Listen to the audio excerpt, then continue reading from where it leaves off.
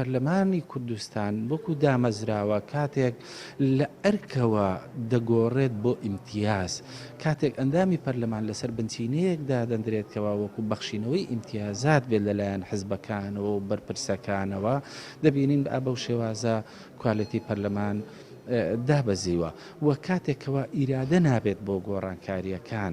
بۆ گۆڕانکاری بەلایەنی چاکەوە لەلایەن حزبە سیاسی باڵادەستەکانەوە بێگومان پەرلەمان بەم دەردە دەچێت وەکو دەیبینین بەداخەوە لاوازە کەمترین کۆبوونەوە دەکات بۆ نمونە 63 ڕۆژ بوو کۆبوونەوەی نەکردبوو لە کاتێکدا بارودۆخی هەرێمی کوردستان دەکوڵێت کێشەمان هەیە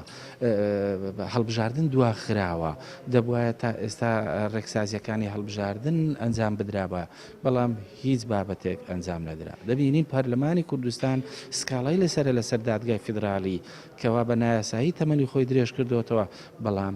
بێباک لەو هەموو کێشەیە هەیە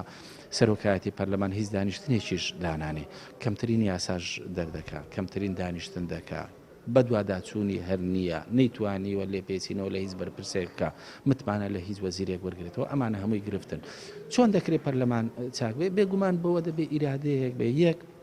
لەلایەنی خەڵکەوە ئێمە وەکو ڕێکخراوێکی کۆمەڵی مەدەنی بۆچی ئەم راپۆرتانە بڵاو دەکەنەوە ئێمە دەبانێت فشار دروستکەین لەسەر حزبە سیاسیەکان فشار دروستکەین لەسەر دام و دەستگا فەرمیەکان لە هەمان کاتدا دەمانەوێ دەنگدەر هەشیار بکەینەوە بۆ ئەوی پەرلەمانتاری چالاک و ناچالاک لە یەکتری جیا بکاتەوە بۆ ئەوی لە کاتی هەڵبژاردندا لەسەر سندوقەکانی دەنگدان دەنگ نەداتە کەسێکی ناچالاک و ئەمە بە فشاری خەڵک دەکرێت ئەمە بەکاری بە کۆمەڵ و دەستە جەمعی دەکرێت و